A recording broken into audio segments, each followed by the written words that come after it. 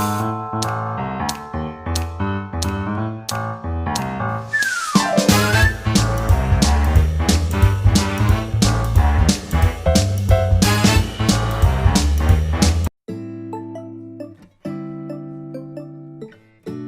sejahtera saya ucapkan kepada semua.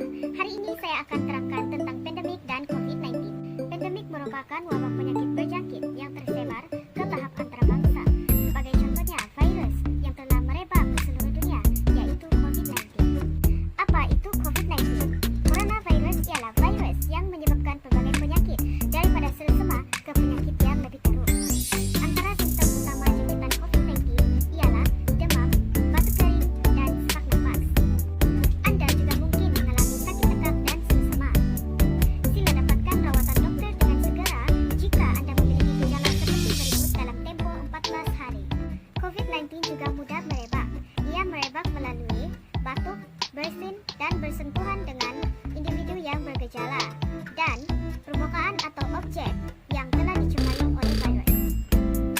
Oleh itu, jangan sentuh muka, hidung, dan mulut jika tangan belum dicuci. Saya akan menerangkan tentang penjarakan sosial dalam masa-masa pandemik di negara Malaysia.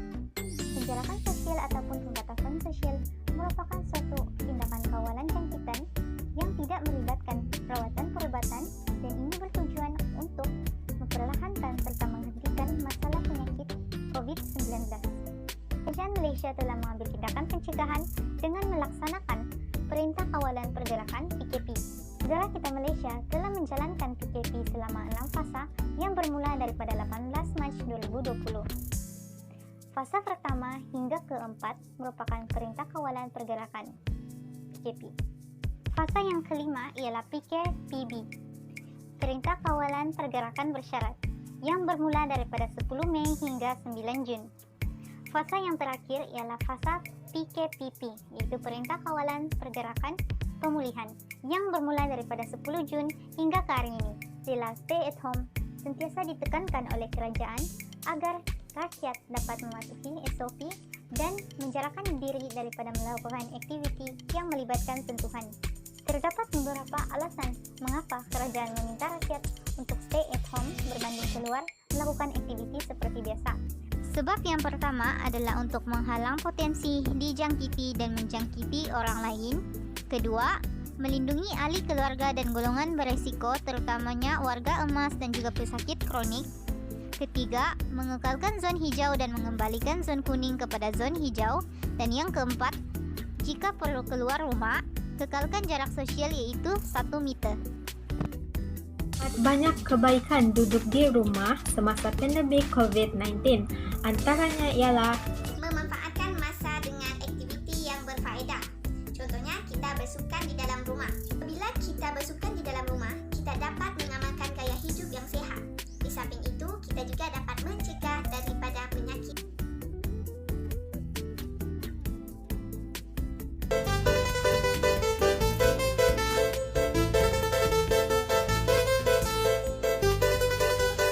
Kedua ialah bermain permainan yang sehat seperti bermain bola di rumah ataupun badminton bersama keluarga.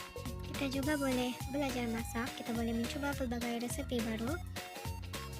Bercucuk tanam bersama keluarga, kita boleh menanam pelbagai jenis tanaman. Kemas rumah. Susun balik baju-baju yang di dalam almari. Memutuskan rangkaian pandemik. Seperti yang kita ketahui, kerajaan Malaysia telah memutuskan untuk menamatkan PKP kerana penurunan kes positif. Selepas PKP ditamatkan, penurunan kes positif semakin menurun.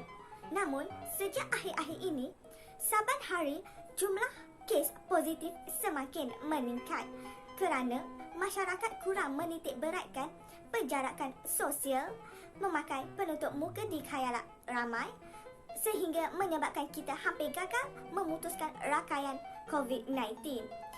Sebagai rakyat, kita haruslah berganding bahu dengan kerajaan untuk menjadikan Malaysia sebagai negara yang bebas daripada COVID-19.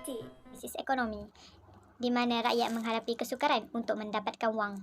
Atas desakan hidup, rakyat terpaksa membuat protes dan tidak mendengarkan arahan daripada kerajaan, iaitu untuk mematuhi SOP yang telah ditetapkan oleh Menteri Kesihatan. Sebagai contohnya, krisis ini dapat kita lihat di mana penjual yang menjual di pasar untuk menampung hidup mereka sehari-hari terjejas kerana pandemik COVID-19. Oleh itu, ini adalah cabaran yang harus dihadapi oleh kerajaan untuk memikirkan cara rakyat hidup dengan baik ketika pandemik COVID-19 ini berlaku tanpa ada penyebaran jangkitan.